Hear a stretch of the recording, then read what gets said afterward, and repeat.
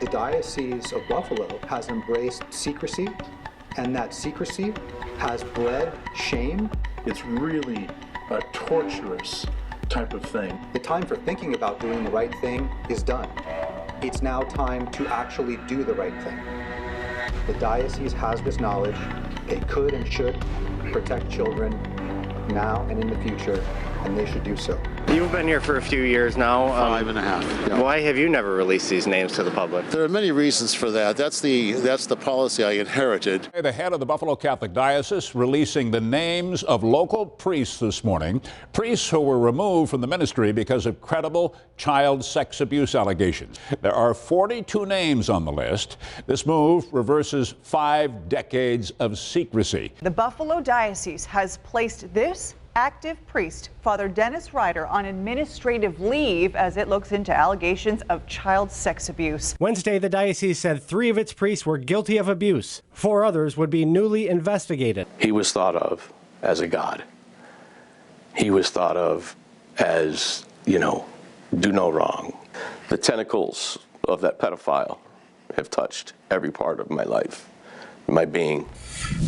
While the clergy sexual abuse scandal in the Diocese of Buffalo exploded on his watch, Buffalo Bishop Richard Malone has claimed to be different from the bishops before him who covered up the abuse. That's a situation I have inherited. Well, of course, this all predates my arrival in the diocese. I don't know all those details. We have been going about this whole thing when an allegation comes in an entirely different way than it was done in decades past. But hundreds of internal church documents obtained by 7 Eyewitness News show that in the case of one priest, Bishop Malone not only returned that priest to ministry after a previous bishop removed him, but ignored 3 new allegations against that priest, misled others about that priest's history, and repeatedly put him around young people, despite clear warnings from parents. The 7 Eyewitness News I-Team has produced dozens of stories on the more than 80 priests and nuns who have been accused of sexual misconduct in the last 6 months. The stories have given voice to victims, but they've also exposed a pattern of how the Catholic Church in Buffalo treats allegations of sexual abuse. In 2011, Father Art Smith caused a controversy at St. Mary of the Lake School in Hamburg when he sent a Facebook message using the words "love you" to an 8th grade boy. The boy's mother, along with St. Mary's principal Christine Hyder, took their concerns to the diocese, saying in an internal memo that Smith was known by students as the Creeper and showed signs of grooming and stalking the young boy. Hyder, the principal, wanted him gone from the school and met with Auxiliary Bishop Edward Grosch, who today plays a key role in the church's response to the abuse crisis. Hyder said Grosch got up from his seat and said of Father Smith, quote, "I thought he was better." Edward Kimmick, who was Bishop of Buffalo during that time, suspended Smith from the parish, announcing that Smith was taking a medical leave. Hyder declined to be interviewed for this story. But according to the principal, Father Smith refused to stay away from the school, showing up outside a classroom in March 2012. The principal fired off a letter to the diocese saying, "This man is a predator and a groomer of young children. Something needs to be done. As school principal, I feel the students in grade 8 have been injured and troubled by the actions of this man more than originally thought. But if Smith's career looked to be in jeopardy then, it would soon get a resurrection, with the arrival of a new bishop in Buffalo in August 2012. Tonight, Buffalo officially has a new Catholic bishop. Bishop Malone is now the 14th Catholic bishop of Buffalo. Father Art Smith began making inroads with new Bishop Richard Malone immediately, writing him a letter from a church-run treatment center for priests in Philadelphia, where the Buffalo Diocese sent him for rehabilitation after the incident with the 8th grade boy. "I would like to attend your installation as my new bishop," Smith wrote, requesting a meeting with Malone to talk about, quote, "the progress I have made and the skills I am learning." Later, in a diocesan communication obtained by the I-Team, Smith described the Facebook contact with the student as, quote, "inappropriate," but said he honestly believed it to be innocent and friendly. Diocesan attorney Terry Connors wrote that, quote, "Father Art is minimizing the Facebook incident." But in November 2012, Bishop Malone returned Smith to ministry and what he would describe as a, quote, "lower profile position as chaplain of Brothers of Mercy Nursing Home in Clarence. Smith wrote to Bishop Malone a month later saying, "Thank you kindly for redeeming me and giving some life back to me." In 2013, Smith heard confessions at the diocese's annual Catholic Youth Conference at the Adams Mark Hotel, which left Hyder, the principal at St. Mary's, incredulous. In 2 letters to Bishop Malone, she wrote, If a teacher would have been grooming children and had inappropriate relations with a minor, they would have been fired and lost their license to teach. Yet a priest that has a history of inappropriate contact with the youth was among the youth ministering the sacrament of reconciliation. Malone wrote back to her and stressed that he assigned Smith to Brothers of Mercy because it was a, quote, lower profile position in the diocese, and because the incident with the 8th grader was not technically a violation of the American bishop's zero tolerance policy adopted in 2002. But if Bishop Malone thought that Father Art Smith could do no harm to young people at a nursing home for the elderly, he would be proven wrong yet again. In October 2013, the regional superior of the Brothers of Mercy wrote to Bishop Malone to report that Smith had somehow found 2 young men at the nursing home and had inappropriately touched them both. One man, aged 19, worked in the dietary department and reported inappropriate remarks and touching. The other, a 25-year-old seminarian, reported inappropriate touching in the sacristy after Mass. We were willing to take a chance with Father Art, the superior of the Brothers of Mercy wrote to Bishop Malone, but due to his inappropriate conduct with employees, we must terminate Father Smith's work on our campus. At that point, the bishop pushed Smith to go back to the treatment center in Philadelphia, but records show he initially refused. "Just get rid of me," Smith wrote to the bishop in an email obtained by the I-Team. "Destroy me. I will not subject myself to that torture again." Privately, the bishop wrote to his advisors, "This response shows the depth and gravity of Art's issues. If we cannot convince Art to go to St. John Vianney, the treatment center, he will be placed on the list of unassignable priests." Meanwhile, Father Smith in August 2014 wrote a letter to Pope Francis, where he casted himself as a victim and again said he served for 42 years without incident. "My canon lawyer says that there is absolutely no foundation for the way the Church has treated me," he wrote to the Holy Father. Later, in an email to one of Malone's aides, he mentioned that he has retained both civil and canon lawyers, and wrote, "They know I was done a severe injustice." Documents show Bishop Malone asked Smith to honor their gentleman's agreement that he not wear clerical garb, offer sacraments, or say Mass publicly. When the sexual abuse crisis exploded in Buffalo earlier this year, Malone said the protocol on abusive priests was clear. And sometimes in the past, and we know this is a mistake now, the verdict would be they can return to ministry.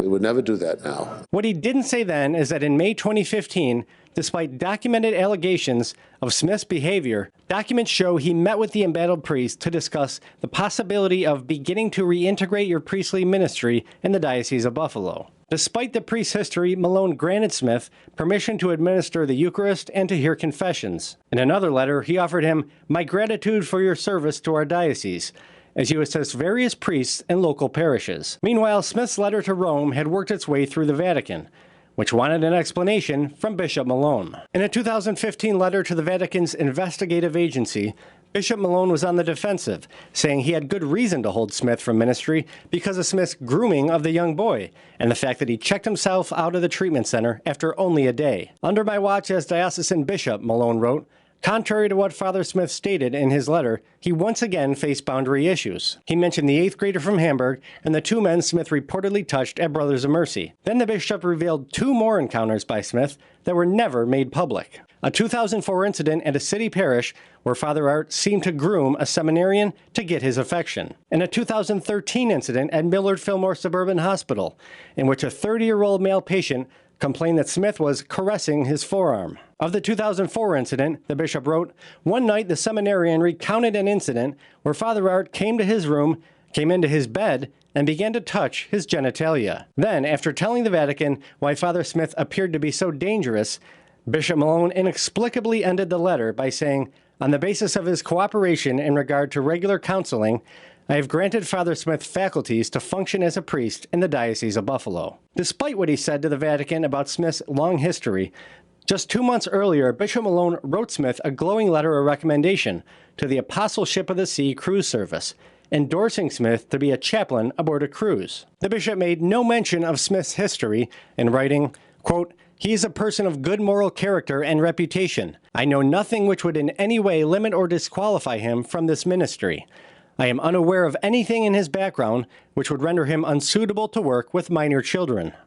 Bishop Malone then wrote the same letter of recommendation the following year. Last year, after 5 years of tumult that included 3 new allegations of sexual misconduct, Bishop Malone granted Father Art Smith his wish of returning to a parish. Diocesan records show the bishop assigned Smith to Blessed Mother Teresa Parish in Depew, where he lives to this day, even after being suspended last month when yet another allegation of sexual misconduct was reported to the diocese and substantiated. We've learned that officials on a cruise ship this summer arranged for Father Smith to be removed from that ship when they read our news stories about Smith's recent suspension. But back home in the Diocese of Buffalo, Smith's bedroom is located next door to an old Catholic elementary school, which now houses a preschool. It's directly across the street from the Depew Lancaster Boys and Girls Club. I have a deep respect for the virtues of piety and obedience. Kyle is a devout, faithful Catholic from Buffalo, which is why it almost pains him to tell the story of Father Robert Yetter, the longtime pastor of St. Mary's in Swarmville, who 5 years ago offered Kyle what was supposed to be a helping hand. This was my first opportunity to be able to really ask him some deep questions about the faith so that I could get some answers for what I was searching for. It was 2013, and Kyle was 25 when Father Yetter took him to see a movie at the Walden Galleria. We were like lightly laughing about something that was, mildly funny, and then he just kind of finished the laughter with ha ha ha, and then just slaps his hand right here. My first reaction was to freeze. Now I'm this 25-year-old straight guy and never really been in this situation, and I knew if my own dad did that, I wouldn't be okay with it. Kyle says Yetter kept his hand on his inner thigh for 30 to 45 seconds. I went from, freeze to fight, and I snapped. I said, "Would you stop touching me?" And he freaked out. He was like, "Whoa, oh, I'm sorry." I was just disgusted and confused about why this was my first interaction with a priest outside of a parish, ever. Instead of turning away from his faith, Kyle turned to it, becoming a leader in young adult ministry. After becoming a member of a faith community, Kyle in April of last year finally found the strength to come forward. You have to report this. You have a duty as long as you have the fortitude to do so, because you might not be the only one. Kyle wasn't the only person to come forward to report sexual advances by Father Yetter to the Diocese of Buffalo. 2 other young men also told the diocese that they witnessed similar experiences with the priest. But hundreds of internal church records obtained by 7 Eyewitness News show that Bishop Malone and those who work for him allowed Yetter to remain a pastor at a large parish with little consequences for his actions. They also took steps to withhold this information from the public. Victim number 2 was the second young man to alleged misconduct by Father Yetter. He's too embarrassed to give his name, and we're withholding that name and also Kyle's last name to protect their privacy. He said he was 19 when Yetter offered to help him through a challenging time. They had dinner and wine at the St. Mary's Rectory before Yetter, according to the official complaint submitted to the diocese, reached over, hugged him, and started kissing him on the neck, chin, and cheek. Church records show the victim reported the priest tried to kiss him again while using his hand to grab his pants zipper and genital area. Another time, Yetter allegedly took him to a casino, offered him alcohol, and started kissing his neck, then pushed him onto a chair before he was able to get away. The victim said 2 of his other friends had similar experiences with the priest. The diocese does not appear to have tracked them down. In both cases, the diocese called Yetter in for a meeting with Auxiliary Bishop Edward Grosch, Bishop Malone's point man for the abuse crisis. So Bishop Grosch, my auxiliary bishop, meets regularly with priests who are unassignable for various reasons. According to internal memos, Yetter admitted to the touching in the movie theater, but said he didn't remember the incident in the casino. Grosch's solution was to give Yetter a lecture on sexual harassment using this chart. Memos show he referred Yetter for counseling and in both cases reviewed the file with Lawler Quinlan, who along with Terry Connors does legal work for the church. Soon after the allegations, records show the cases were considered closed. As for punishment, Yetter in September 2017 wrote to Grosch to say he planned to travel to Haiti on a mission trip as part of my penance. And in case the diocese had any thoughts about removing him, Yetter ended the letter with a veiled threat. Any pastoral changes at St. Mary's would be sensitive, I think, as parish is number 2 in the diocese for contributions to Upon This Rock, the diocesan capital campaign, 2nd or 3rd in assessments, or the annual tax parishes pay to the diocese, and 7th in fundraising for Catholic charities. By the first day of 2018, Father Yetter was planning the terms of his own retirement, including a trip to Venice, Italy. He told Bishop Malone he planned to serve as pastor until November of this year. The bishop heaped praise on the twice-accused priest. Allow me to take this opportunity to express my sentiments of gratitude and appreciation for your years of faithful and effective ministry, Malone wrote. Since you are a priest forever, I am certain that God's people will continue to enjoy your pastoral care as you minister to them when and where you are able in your retirement years. But the very next month, another complaint was sent to the diocese, written by a third victim, this one anonymous.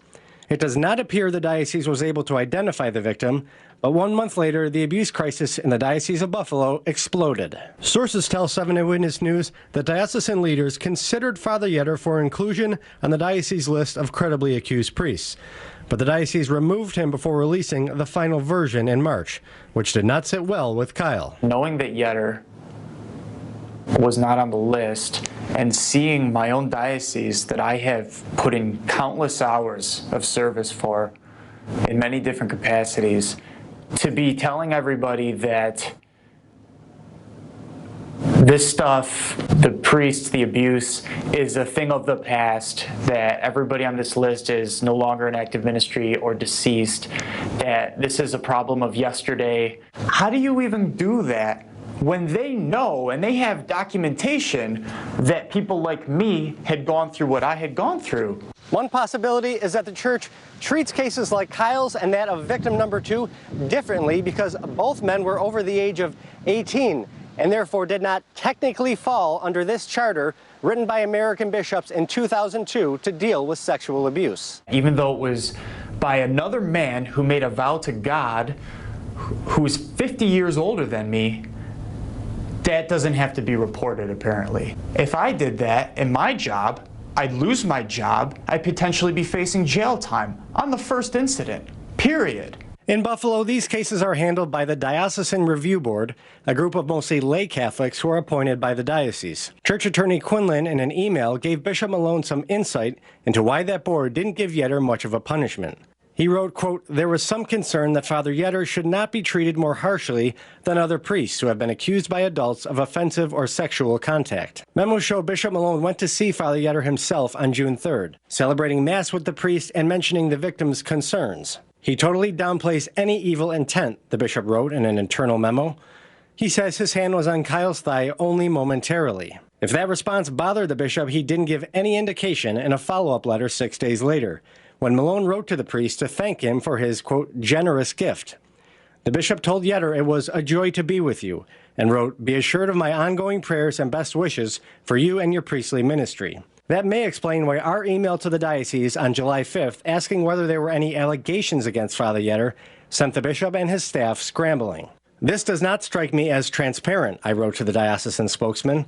"A cover-up of adult sexual misconduct is still a cover-up. In the interest of transparency, can you please clear this up?" Publicly, the diocese gave no response.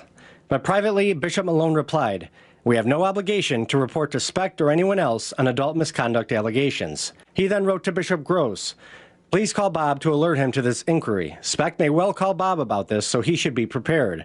And remind him that we still want him to go for an assessment."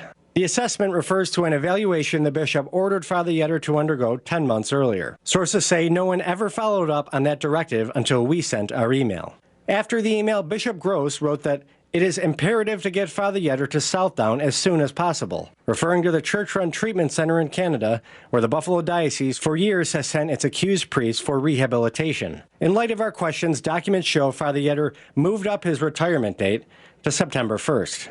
And Kyle will once again be able to attend Mass at St. Mary's. He said he wasn't able to have his wedding at his childhood parish. Kyle met with Bishop Malone in June of this year and says the bishop told him that he was Father Yetter's only victim. But documents show at the time of that meeting, the diocese already had the complaints of victim number 2, as well as a third anonymous victim on file. They also show Bishop Malone was made aware of these complaints by a diocesan lawyer who gave him an update before that meeting. In that spirit, I asked Bishop Malone, "So you're saying that I was the only one?"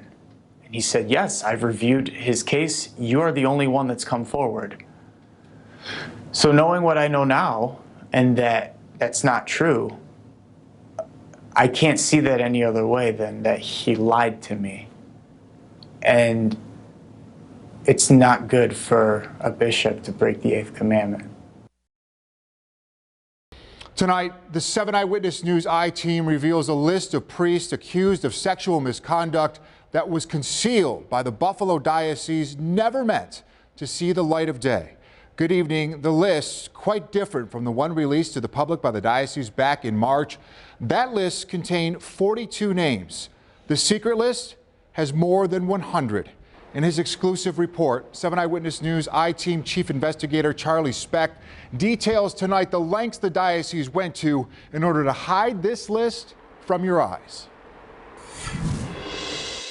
When the Diocese of Buffalo in March revealed the list of 42 priests who were removed from ministry, were retired, or left ministry after allegations of sexual abuse of a minor, Bishop Richard Malone billed it as a historic coming clean of decades worth of secrets. Victims often find themselves kind of liberated and empowered to come forth, if they've not yet come forth, if they see in print the name of their abuser. But new evidence obtained by 7 Eyewitness News from inside the diocese's secret archives shows the true scope of abuse was much larger than Malone publicly let on, with a total of not 42, but 106 accused priests on the church's original draft list. But a second internal document indicates that may be understating the problem. A database of diocesan employees who have been accused of criminal, abusive, or inappropriate behavior, or who have been the victims of such behavior, reveals 324 names, mostly priests, but also deacons, nuns, and lay employees. Records show church officials made exceptions that allowed them to remove the majority of accused priests from the final list. That resulted in a much lower number for the public to digest, and it also allowed Bishop Malone to say that no accused priest was still in active ministry, even though in multiple cases that was not true. In addition to the 42 accused priests Malone identified in March, records show church leadership had full knowledge of another 64 accused priests, whose names were removed before the list was made public. 25 of them were religious order priests like Franciscans and Jesuits. 19 were diocesan priests who were dead but accused by, as the diocese put it, only one victim. And 20 more were accused but kept off the list because they did not fit the diocese's carefully crafted criteria for disclosure. The Catholic Diocese is not being transparent. They are hiding. They are deflecting. They are coming up with their own excuses, internal excuses by these categories. There's no categories. There's allegations. And if there are allegations, there should be investigations being conducted. Barry Covert is an attorney representing a victim of Father Fabian Mariansky. Stephanie McIntyre was a 15-year-old at St. Patrick's Church in Barker when she says Mariansky began 7 years of abuse that not only robbed me of my youthful innocence, but destroyed my family. McIntyre hired a lawyer and reported the abuse to the diocese in 1995. The diocese suspended Mariansky but returned him to ministry in 2000, and he was assigned to a church in Clarence until recently. When creating the list of 42 accused priests, diocesan officials wrote, "We did not remove him from ministry despite full knowledge of the case, and so including him on the list might require explanation." That is as cowardly of a document and an entry as I could ever imagine. We have an adult that was a child when she was abused. The appropriate thing to do would be to not only remove him, but try to investigate and see whether on top of my client, there are other victims out there that he has abused. Instead, Bishop Malone let Mariansky continue in ministry at Nativity of the Blessed Virgin Mary Church in Clarence until May 6th, when McIntyre told her story to the Buffalo News. Reporter Jay Tokaz said Malone told him he was not aware the allegation against Mariansky involved a minor. But diocesan records obtained by the I-Team show church lawyers informed Malone about the Mariansky case when he first became bishop in 2012.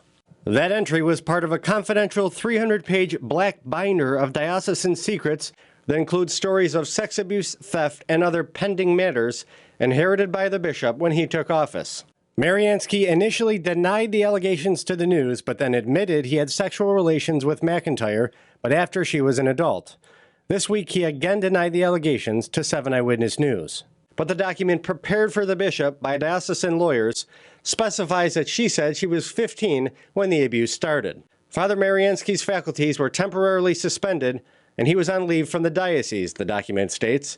He has since been returned to ministry. What the heck was he doing at my parish? Why did the bishop let him come to my parish and serve, and nonetheless a parish with a Catholic school. It makes no sense to me. Bill Ogilvie is a father of 3 whose daughter was an altar server with Mariansky at Nativity. He was shocked and angered to learn that Bishop Malone allowed the priest to stay in ministry without notifying the parish. I never would have allowed my daughter to serve on the altar with a priest who had these sort of allegations in his past. It's so far beyond ridiculous. It's so hard to believe that these things are actually happening. In May, Ogilvie wrote a letter to Bishop Malone seeking an explanation. He says he never got a response and sees this as a sign that Malone has not been transparent. He had the opportunity to do that when he released those original 40 names that obviously should have been quite a few more names. But because he didn't do that, because he still shrouds the diocese in secrecy, he has done no favors to any of the constituents within his diocese. But Mariansky isn't the only priest the diocese kept off its list for what Ogilvie sees as questionable reasons.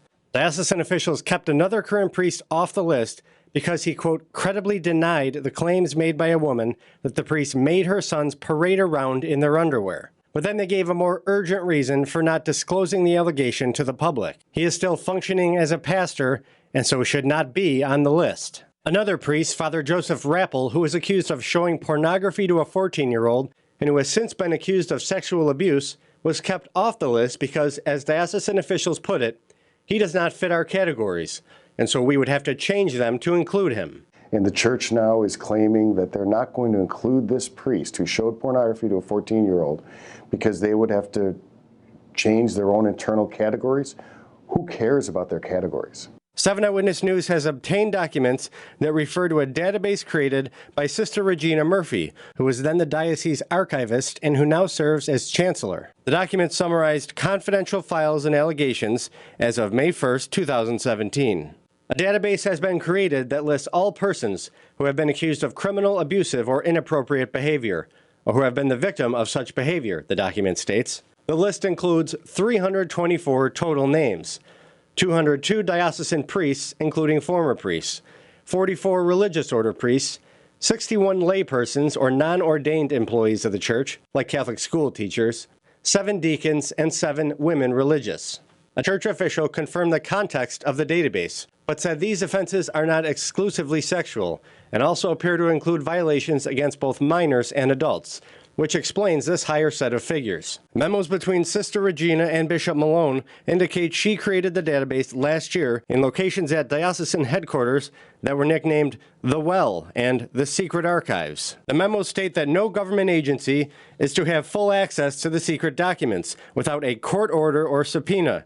Sister Regina tells Malone in a 2017 memo that in the cases of 7 particular priest files, we are awaiting our lawyer's confirmation that these materials can be shredded. After victims called the diocese, wondering why the names of various priests were not on the list, those same lawyers urged Malone not to alter the original list of 42. Church attorney Lawler Quinlan wrote in a March 20th email, "This is probably the first of many complaints about the list, not including every priest against whom we have ever received a complaint. We need to weather this storm for a while without changing our list." Bishop Malone said he agreed, and in another email hinted that the list was perhaps not as complete as the diocese wanted the public to believe. Tom Beecher, a Buffalo lawyer who is one of the bishop's key supporters, wrote a letter to the editor to the Buffalo News on March 12th, saying the great majority of priests have never harmed a soul. He said a victim advocate's claim that the real number of abusive priests was double or triple the 19 who were accused at that time was, quote, unsubstantiated and speculation. Great letter to the editor, Auxiliary Bishop Edward Grosch wrote in an email. Bishop Malone responded, saying, except that we know there are more names than Tom and others would like to think. The bishop had a chance to right the ship and to pick up whatever credibility he had left. I think we were all willing to let him do that. But now with the revelations over the past couple of weeks, he claims he wants to be a good shepherd and that a good shepherd never leaves his flock. But if he really cared about the diocese and wanted to see the diocese rise from its ashes, which is where it is right now, he would shepherd the transition to a new leadership. Now, in response, the spokeswoman for the Diocese of Buffalo released a statement saying that it, quote, conducted an extensive, deliberate, and careful process of releasing the names of diocesan priests about whom we have received substantiated allegations of abuse, a standard of transparency to which we will continue to hold ourselves moving forward. They declined to comment further, citing the ongoing investigation by the state attorney general. Just incredible reporting once again, Charlie. Any update on that investigation by the attorney general tonight? Well, that investigation moves forward, in fact, and we are now hearing rumblings that the federal government may be getting involved as well. All right, Charlie Specht, thank you very much. Bishop Malone, this bishop, directly contradicted himself. I passionately disagree with the way he's conducted himself. There is no credibility. That's why he needs to step aside.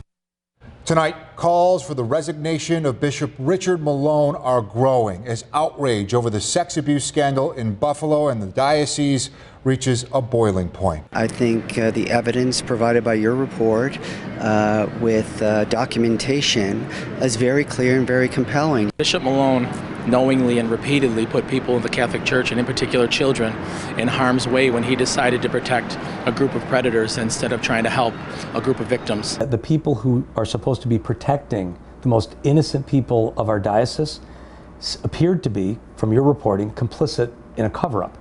Not only historically, but ongoing. The Buffalo Catholic Diocese is bracing for a potential criminal investigation as the sex abuse scandal unfolds. Now, this all comes on the heels of a months-long I-Team investigation into the cover-up of sexual abuse allegations. Erie County District Attorney John Flynn says it's not so much a matter of if an investigation of the Diocese of Buffalo is opened, but when. I anticipate that there is going to be some form of investigation in the future with the Attorney General's office. No one was told. We could have done nothing about this until we read your reporting.